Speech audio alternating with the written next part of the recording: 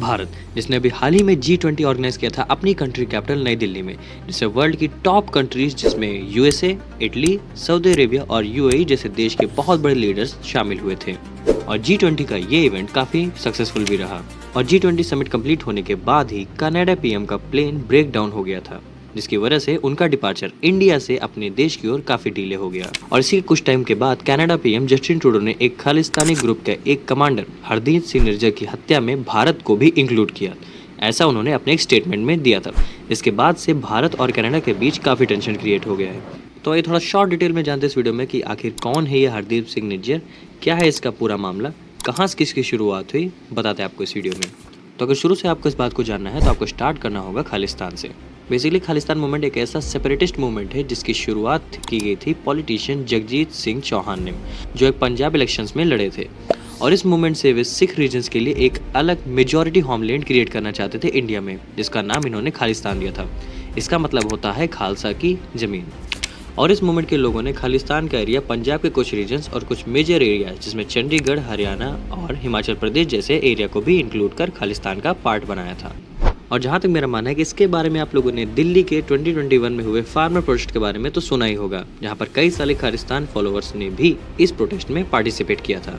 तो चलिए अब आते हैं बैक टू द पॉइंट। 18 जून 2023 हरदीप सिंह निज्जर, जिसे एक टेररिस्ट भी प्रोनाउंस किया जाता है, उसकी ब्रिटिश कोलंबिया के एक सिख टेंपल में हत्या कर दी गई। और ये भी माना जाता है कि निज्जर कनाडा में 2 खालिस्तानी ऑर्गेनाइजेशंस का हेड भी था। और इस बात को लेकर 18 सितंबर को कनाडा के प्राइम मिनिस्टर जस्टिन ट्रूडो ने ये स्टेटमेंट दिया था कि कनाडा इंटेलिजेंस ने इस मर्डर केस में इंडियन गवर्नमेंट का भी हाथ है। और साथ ही साथ ये भी कहा है कि इंडियन गवर्नमेंट हमारे साथ कोऑपरेट कर ले ताकि इस मर्डर की हम अच्छे से जाँच कर सकें। और इन बातों को इंडियन गवर्नमेंट ने अपने स्टेट में सीधा सीधा डिनाई कर दिया। और हमारी न्यूज़ के जरिए धीरे धीरे ये पूरी बात पूरे देश में फैल गई। और जब बात यहाँ तक पहुँचनी ही थी तो इसी को लेकर एक फेमस कनाडियन सिंगर शुभ, जिसे आप तो जानते ही होंगे और उसके अपने कई सारे गाने भी सुने होंगे, कि एक वायरल पोस्ट जो उसने इंस्टाग्राम पर अपनी स्टोरी लगाई थी, जो आपको स्क्रीन पर शो हो रही है, और उसने ये पोस्ट की थी।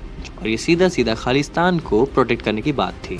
और उसके बाद से इस सिंगर्स को बहुत सारी कई मैटर्स में डिक्लाइन मिलने लगे, जिसमें विराट कोहली ने भी उनको अनफॉलो कर दिया और कई सारी उनकी इंडियन स्पॉन्सरशिप को कैंसिल कर दिया गया और उनका बायकॉट इस टाइम स्टार्ट हो गया। और साथ ही साथ कनाडा में कई सारे खालिस्तान प्रोटेस्ट भी स्टार्ट होने लगे। अब जब बात इतनी आगे बढ़ी गई थी तो इंडियन गवर्नमेंट को भी कई सारे स्ट्रिक्ट एक्शंस लेने थे। अरिंदम सिंह बागची ने तो ये तक कह दिया था कनाडा दूसरे देशों के टेररिस्ट को अपने देश में सेफ प्लेस दे रहा है ताकि वो टेररिज्म को इंडिया के अगेंस्ट बढ़ावा दे सके। और इसके बाद से इंडियन गवर्नमेंट ने कनाडा के लिए वीज़ा को भी अब निश्चित तौर पर सस्पेंड कर दिया। इसकी वजह से आने वाले समय में कई फॉरेन ट्रैवलर्स को भी दिक्कतों का सामना करना पड़ सकता है। लेकिन जस्टिन ट्रूडो का इस मामले में कहना है कि वे केवल भारत की हेल्प ही चाहते थे और कुछ नहीं, जिससे वे इस मामले को क्लियर आउट कर सके। पर अगर बात करें भारत के पॉइंट ऑफ व्यू से तो खालिस्तान सपोर्टर तो उनके देश के विरोधी ही हैं और इस मामले को निपटाना पूरी तरह से जरूरी है। और केवल इतना सही स्पेसिफिक मामला भारत और कनाडा के बीच हुआ है। और अब आगे खबर तो ये भी आ रही है कि कनाडा और इंडिया के कई सारे मिनिस्टर्स ने एक प्राइवेट मीटिंग भी अरेंज की है इस बात को लेकर। और इस मीटिंग में क्या होगा ये अभी तक किसी को पता नहीं। लेकिन फिलहाल तो भारत के कनाडा के साथ पॉलिटिकल रिलेशन अच्छे नहीं हैं, क्योंकि भारत पर बिना किसी बेसिस पर ऐसा ब्लेम करना भारत के विपक्ष में ही गया है।